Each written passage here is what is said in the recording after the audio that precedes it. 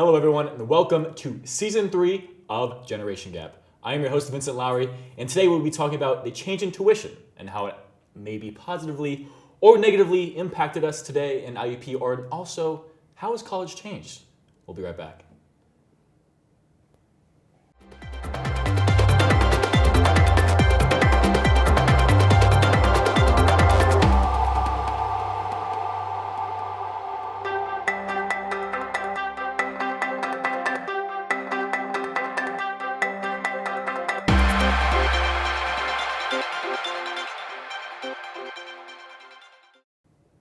Welcome back, and we are about to start the show on the change in tuition, also change in college. I am joined by my wonderful panel.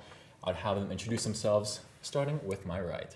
I'm Amelia. I'm a junior. Communications major. I'm Jose. I'm a senior, communications media major. All right, guys, we're going to dive right into it straight away. So we've actually roughly touched upon this last year with Season 2 of Generation Gap. If you possibly missed that episode, be sure to check it out on YouTube. So we're going to go right into the questions. So how has tuition, since we've been in school, about 3-4 weeks now, how has it affected us, in your opinion? You want to go first or you want me to take it away? You go first. Okay. Ladies first. I'll say it has not changed. Like, nothing here has changed except for the fact that we have signs in front of places that aren't even open anymore. Like, why is there a sign outside of Folgers? Like, why is my tuition money going towards new signs for places that we don't use anymore? The fact that we have to pay per class now, I'm actually taking less classes than I was taking 18 credits last semester, and now I have to pay per credit or whatever, so I'm taking 13. So I wish we could have kept the tuition thing that we had last year so I can actually get, more education, but it's okay. Life is expensive. I'll take it. Yeah, this is actually my final year here, like I said earlier, so I've been dreading this. I've been hearing about it all 3 years. I've been here before, and I was wondering when it's finally going to get here. Now that it's here, it's like, oh, okay. I really, like she said, there's no big difference besides those stupid signs. And the new food places, they look nice, but their food is still, campus food. It's not anything special. That's why I don't have a meal plan. I'd rather take my hard-earned money and go to Chipotle 20 times a week and don't get tired of it. So far, I heard you guys are going to get the worst of it because it's going to increase even more next year and the year after that. So I feel bad for you guys. I feel bad for myself. Oh, wow. Did not even know that myself. It's hard to break the news. Well, now I know. Be sure to look at that the next 2 years or so. Yeah. But so you talked about the dining places, the new places, how they haven't really changed, and you'd rather take your money and go to Chipotle and so on and so on. And then you're also talking about new signs, and you also talked about them negatively. So with this new tuition, you guys said nothing has really changed. Is it a positive no change, negative no change? I think the fact that we're spending more money, it's negative that there is no change because we're spending more money, so we should have a positive change. And then it's I feel like with the places that they've added for our meal plans or whatever, our more options for food, they should have surveyed us or something and seen what we want our money to go to as far as food goes. Because speaking of Chipotle, I wish I could play for Chipotle with my flex. That'd be great. We have all that new stuff in the hub, with the new fancy see-through doors, and why is that all there? That's pointless. There is what is it called? Hey Pickle or Dill Pickle, something like that. What? There's a new pickle, new sandwich place in the hub. It's good, but why didn't you put in a Chipotle? This is what my money went towards. We could have Chipotle instead. Yeah. Like you said earlier, I just wonder where the money's going. Why are we spending things on stuff that I honestly think they're spending money on stuff that's going to bring students to campus and not keep students at campus. I think if they're watching, the comm media department needs some touch-ups. I think the studio's a little old, the camera's a little old, and there's a bunch of hardworking students who love their major and they put a lot of effort and they deserve new equipment. If I ever become famous, that's the first thing I'm doing. The first paycheck I ever get is donating to IUP because I love this department, and this department needs some touch-ups, in my opinion. And new food place isn't gonna do anything special. Mm-hmm. So this new tuition change is all part of a huge plan for the university. Yearly change every single year. Hopefully, roughly completing the whole entire tuition change plan around 2021, 2020, 2022. Do you think maybe IUP would be recognized as one of maybe a very top school in the USA in maybe 20 years or so when all the construction's done, there's new food places like you guys are saying, new buildings, new residence halls, everything like that? Do you think IUP will be great in about 20 or some years once this plan is completed, or do you think it's just going to be same old IUP, same old, same old? I don't think IUP will ever be, like when you say that, I think of like a great school in 20 years. I think of like Howard, like IUP will never be like Howard level or like, you know, something Ivy League. It's always going to be Indiana University of Pennsylvania. It's always going to be like, we are thought of as the party school. So it really doesn't matter like what you add to our school. Like people are always going to have this stigma like, oh, it's still Indiana, it's still the party place. Like hopefully in 20 years, like, you know, all the things that they're adding will actually like, you know, that makes sense now that they're like, because we're supposed to be D1 by then too. So maybe, you know, we'll have a little bit more like, oh yeah, it's IUP. Up. Yeah, but for now it's like, we're always going to be IUP. Like, that's just it. Yeah, I think IUP is has a negative thing for them. They're not very close to a city. I mean, Pittsburgh's about an hour away, but there's great schools in Pittsburgh. To get to Indiana, you have to take one route from the West Coast or the East Coast, and that's very hard. I know for someone 4 hours like me, it's kind of gets tired after 2 years. And just compared to like a good school, my sister goes to Temple, and she was telling me earlier this week that for her sociology, like general elective, she has 3 or 4 options for a 101 class. Like here, it's just sociology 101. Like she has so many options there. It's a city school, so you know people are always going to be there. There's always going to be money. That school just rolls in money, and then they spend it on the school instead of, you know, food places. Exactly, right. But they also have a Chipotle on campus. I'm kind of jealous, but I would love to. If I could take it back, I would. I don't know if I would go to IUP again because Temple is a lot different. But so far, I love IUP now. But at high school, I would have probably changed my opinion. Okay. Question for you guys. You guys both mentioned Howard. You mentioned Temple. And you also mentioned how Indiana is just maybe in a rural area. We're not really near anything.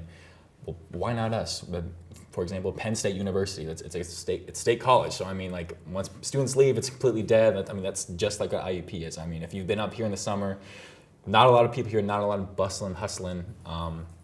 So why not us? What does it take, in your opinion, to get us up there?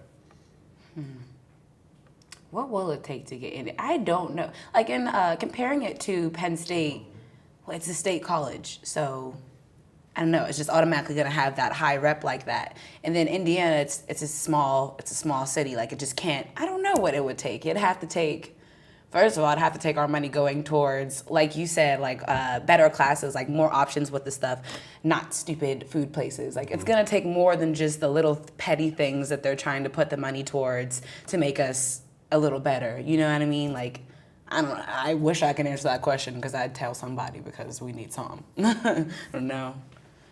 I think what's going to drive IUP to be bigger, is going to be more population. There has to be bigger, like, India has to grow in population, like build more buildings, more commerce and all that. And I just don't ever see Indiana becoming a great school. I think it's going to be a great D1 school, or great D2 school, but not D1 anytime soon. Actually, I'm going to cut you off right there. We're actually going to go to a commercial break. We'll be right back with this fantastic discussion. This is Generation Gap. Today we have a bit of a different episode for you guys. I can promise you, you won't want to touch that remote. Don't do it, Rockers. Don't do it! Max, you don't even belong on set yet. Get out of here. Sorry, I got a little ahead of singing myself. every day, la la la. Jake, not you two. Best show ever. Be quiet over there. Guys, get it together. Anyway, Rockers, just keep watching.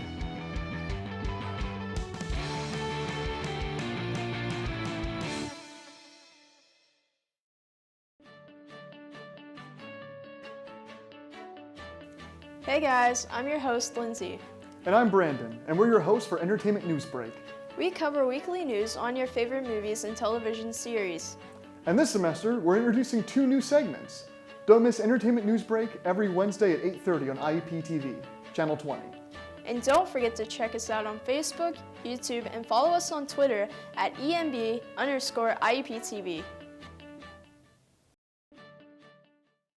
So guys, with the tournament coming up, What are IUP's chances this year? I think they have a really good chance because the PSAC is not that strong compared to IUP. IUP moves the ball a lot quicker than most teams. They're very well-rounded. They've been playing together for a while. They've got a lot of big-time transfers.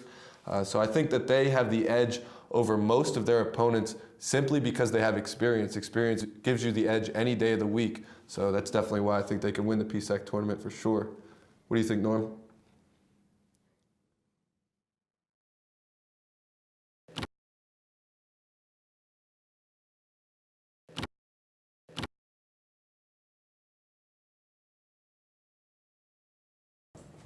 Welcome back to this fantastic discussion on tuition change and also how has college changed as a whole.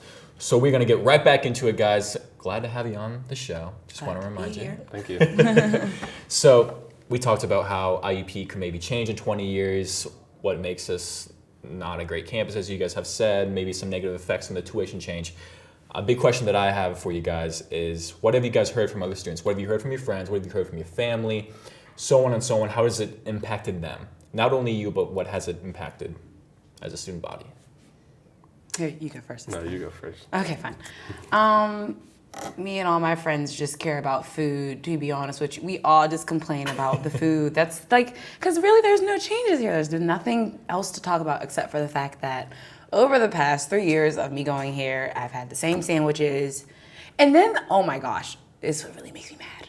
They are starting to they took away the Ken's honey mustard, and now we're using honey Dijon at Crimson Bistro, and I like Ken's honey mustard. Like, they're taking away the things that matter here.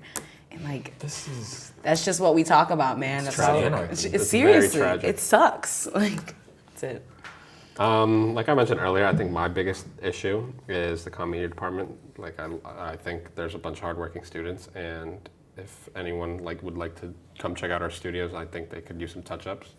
And if anyone becomes famous from comm media, they definitely should feel the need to help out where they started. I think it's the best major because you're very hands-on, and you're actually you learn as much as you want to. You don't have to go to class, and if you don't want to, if you don't go to class, that's on you. It's not on no one else. I just think this department can be a lot better than it is, and I blame IUP for that. So Jose, you're talking about maybe a few departments that are underdeveloped, such as the comm media department, how we almost get no funding. Do you think there's other places on campuses for you guys, since you guys are of the same major and you guys have experienced pretty much the same exact classes, don't you think there's other places, other departments that could also use funding as well? Do you think comm media is just kicked right under the bucket every single time? Well, if you think about it, there have been other departments that have gotten new things. Like, I'm not totally sure which major department the HSS building is for, but whoever they're for, they got a whole new building.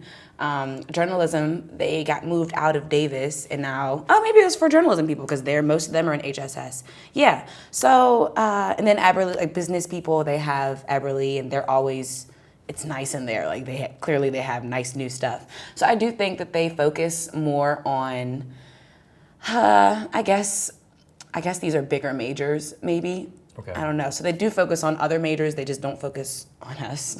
We don't get it. I don't know. We don't like comm people, I guess. I feel like our major is definitely kicked under the rug because, like I said earlier, our classes aren't based on book material. It's all hands-on, and people think, oh, your major's easy. It's really not. It's really not. Yeah. To make quality work, make quality videos and quality photography, it takes time. You have to practice, and studying is practice. So it's basically the same thing. It's just some people don't like book material. They can't sit still and stare at a book for 3 hours and study that way. So that's what I think really people need to learn. This major is just as important as any other ones. Make comm media great again, I guess. It really is. I don't know. Not much more I can say.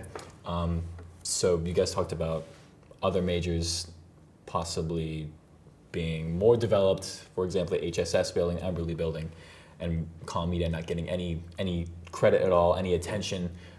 Do you think our time could be coming with this new plan? Would you hope so, that it would come with this new plan? Definitely. We can only hope so. I don't know what, maybe we should voice it a little bit more. Like, I don't know, we've never really said, we need new stuff. And well, maybe I've never really said it. Maybe if we took it like to Driscoll or somebody, whoever's in charge of deciding everything new that we need, maybe we could get some new things in here. But, I feel like until we make that stand, until we like voice our opinions on that, we probably won't get much new. Like, we'll probably have to start that soon. Yeah, I think IUP right now is trying to like spend so much more money to get the image away from a party school because of the past that's happened with IU Patties and homecoming and all that stuff that they're forgetting. Like, maybe that time, like that will come with the territory if you really force down on alcohol violations like they have in the past 3 years since that IU Patties riot. Then eventually there will be like less parties and people getting crazy, and then you can actually like put attention to fixing the school. But right now I think that I wouldn't disagree if they said that's their biggest issue, trying to repair their image. So they're putting places to make it look like a brand new campus and trying to derive attention away from the party lifestyle that everyone thinks this place is about. Okay. So this money that they're all using for new signs, new buildings, everything like that, and we're all trying to get away from the public relations eye of, oh, we're a party school, that's all we do. How could that help us? Because if we are just using this money to get our eyes away from prying eyes of negativity of just IUP, shouldn't that benefit us? Shouldn't that benefit, if we're all using all this money, shouldn't that have come into effect of now? Or will this come out? We have to wait for this for 5 years from now. I think by the time that we're all gone here, even the freshmen are gone here, it's going to take that much time. Like, movements take time. They don't happen overnight, and you have to make building blocks. And I think we're on the right track. But by the time we're all out of here, I think it's just going to be small changes. I don't think by the time maybe when we have kids, it'll be a bigger change. But we'll see. Okay. I'm kind of starting to think that maybe part of the problem is, like, the people that are here right now, they probably initially came here because they heard it was such a party school and everything. So maybe part of the problem will be, like, you just have to get rid of the people that are here now. So when all the new people come in, they're like, oh yeah, it's not as big as a party school as it once was. We can get education and stuff. Maybe that's how it'll get as good as it wants to be. Because for now, we know why we're here. I know I'm here. I want to learn and have fun. I want to go to parties and whatnot. So I think it'll just take some time we're just gonna have to get past the stigma that we're on. We're just gonna have to get new people, a new wave of ideas for IUP. Okay. Well, guys, we're having a great discussion right here. We're actually gonna turn back to a commercial break. Thank you so much for being on here. We'll be right back.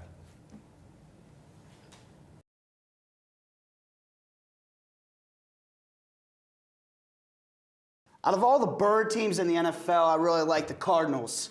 The Seahawks and the Falcons, no chance. If it were up to me, I would eliminate all bird mascots altogether. Like, none. No more. I'm over it. It's not even that great or a scary mascot. It's not that impressive. It really bugs me that these teams have these type of bird mascots. Like, what is a bird? What's the point of it? I don't get it. I go fly around into a tree. I don't understand it. It just makes no sense to me that a team will have.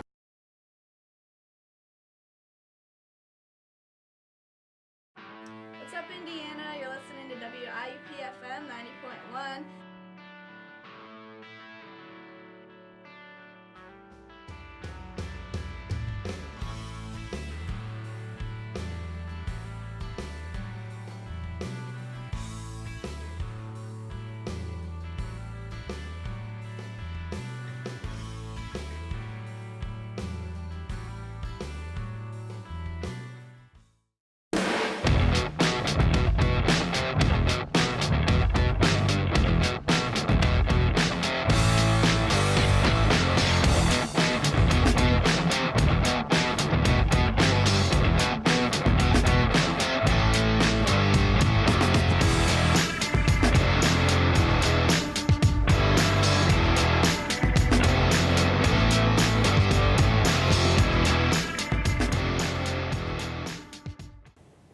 Welcome back to our beautiful discussion that we are having today.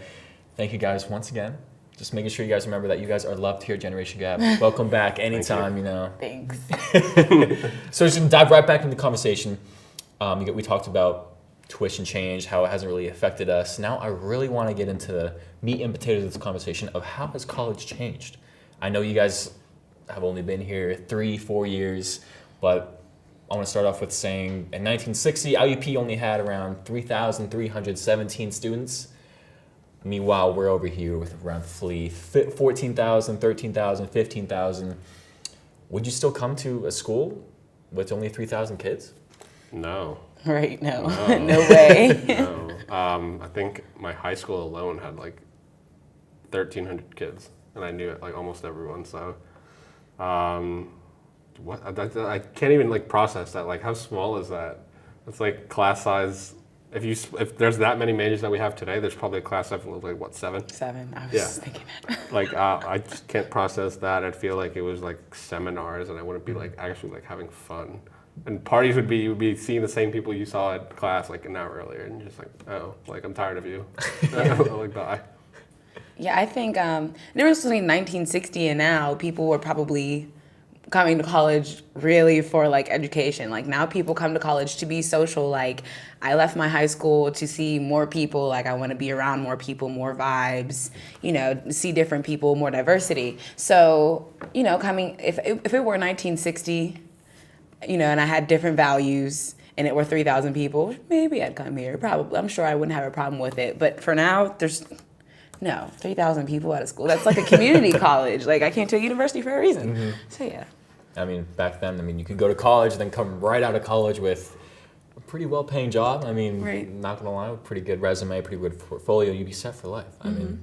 I mean, a huge change that I saw in myself it's like, what would I tell myself as a freshman? What advice would I give myself that I should have done my freshman year? And I'm gonna ask you guys the same question. What would you tell your first year self?